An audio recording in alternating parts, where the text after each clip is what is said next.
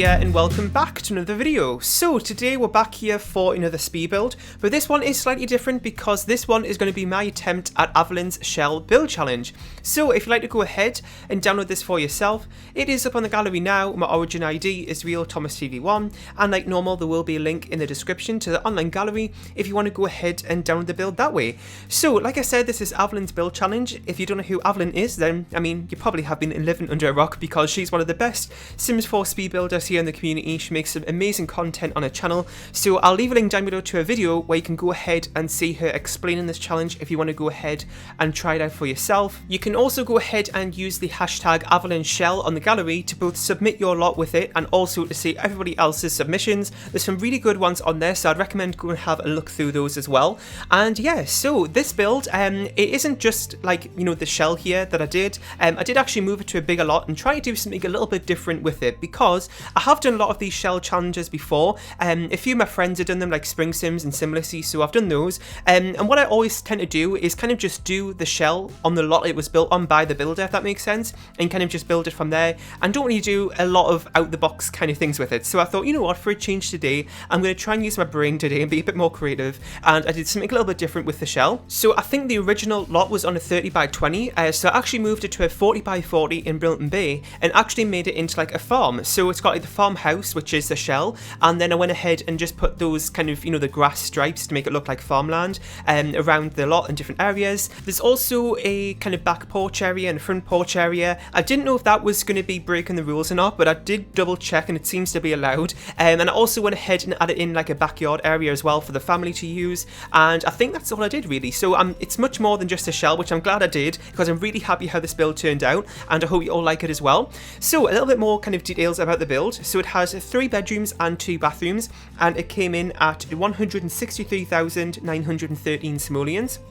And then for the packs used today, it's not a whole lot, but there is a lot of expansions, but not of the other kind of packs. So I used Discover University, Seasons, Cats and Dogs, City Living and Get Together.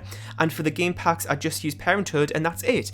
So you will see probably Get Famous and also one other pack around this build as well, that I can't think what it is, but I did use another pack somewhere. And at the end, I look through and see what, you know, because if you're new to my channel and you don't know, I do try to restrict the packs that I use in my builds these days, just to make it a little bit easier for you to download from the gallery.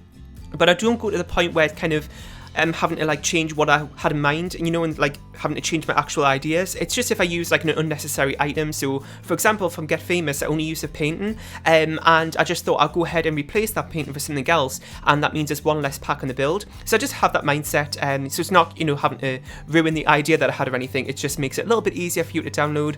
So I have been doing that a little bit more recently. So you will see, like I was just saying, you know, items from other packs, but not a lot, as that'll be different when you actually download the build.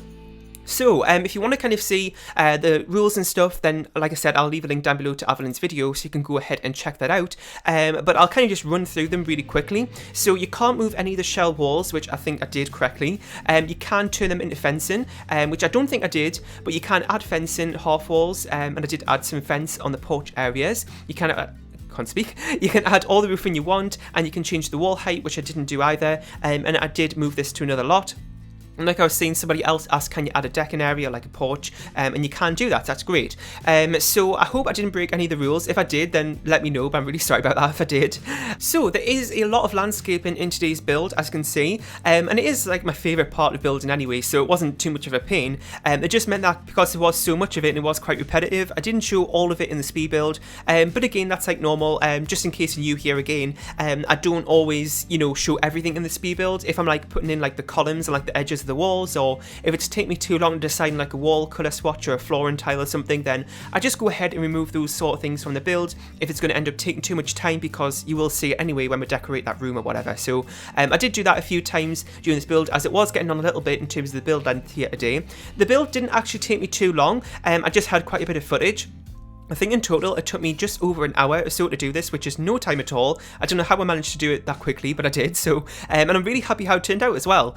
So in terms of like what I did on the interior, like I said, there are 3 bedrooms and 2 bathrooms. There is also a study room upstairs as well. And I don't know if that's like the most, you know, practical thing to have for a farm, but you know, I just thought I'd go ahead and include it because I could have made that into another bedroom, but it would have meant that there's not really a lot of bathrooms compared to bedrooms. So I just thought I'd go ahead and make that into a study. But if you play this house with, with your own family, then you can go ahead and change it up for another bedroom if you need it. And then I did also go ahead and put a kids room in today's build. So in total, there's one master room, there's one kind of neutral guest room, and then there's one kids room, which I think would be for a boy, but really I didn't want to make it too personalized, so it could be for any kind of sim. And like I also said as well, there is a garage area, so in there is like a fancy sports car, so there is actually a truck outside, and I thought like the owner of whoever has this farm has like a really fancy sports car that they keep in the garage, that they've made from all the produce that they've sold, so that's kept in the garage to kind of keep it nice. And then I also went ahead and put some gym equipment in there as well, so that's another activity for your sims to do. I didn't also mention this as well, but if you want to go ahead and enter this, you are within the chance of winning a pack of your choice as well. So if you are looking for another pack to get, then that's another reason to try this challenge. But also I'm not entering this giveaway, just to let you know, as I have all the packs, so I'm just entering this for fun. So as I said, there are quite a few like patches of farmland, if that makes sense, and then I also wanted to put some like planter boxes in, and like the bee boxes and the seasons flower arrangement table, but I was just kind of running out of space a bit, but I did manage to fit those in, but I don't know if I mentioned this at the start, but what you could do if you wanted some more space, actually use this for your own like gardening and stuff.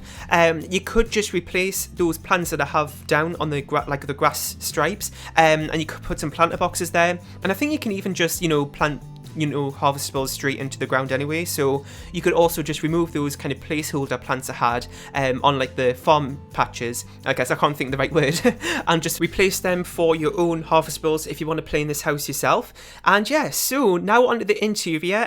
As I was saying before, there was a lot of landscaping, so I just go ahead and cut out some of it so you didn't be bored too much.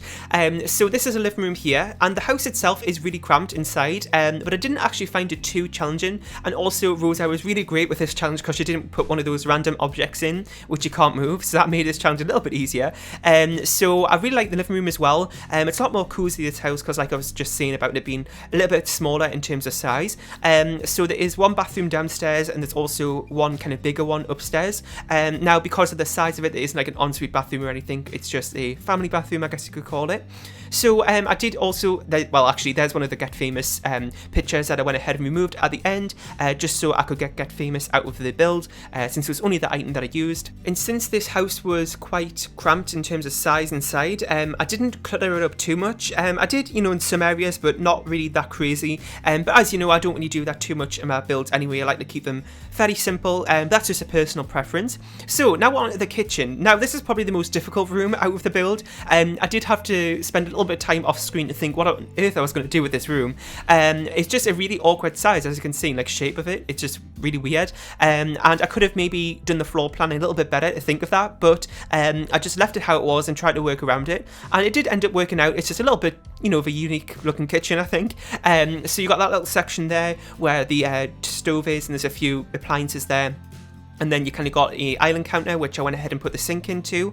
And then there's kind of some space around the sides where I went ahead and put another kind of counter section where it's got those two fancy coffee machine system thing from Get Together.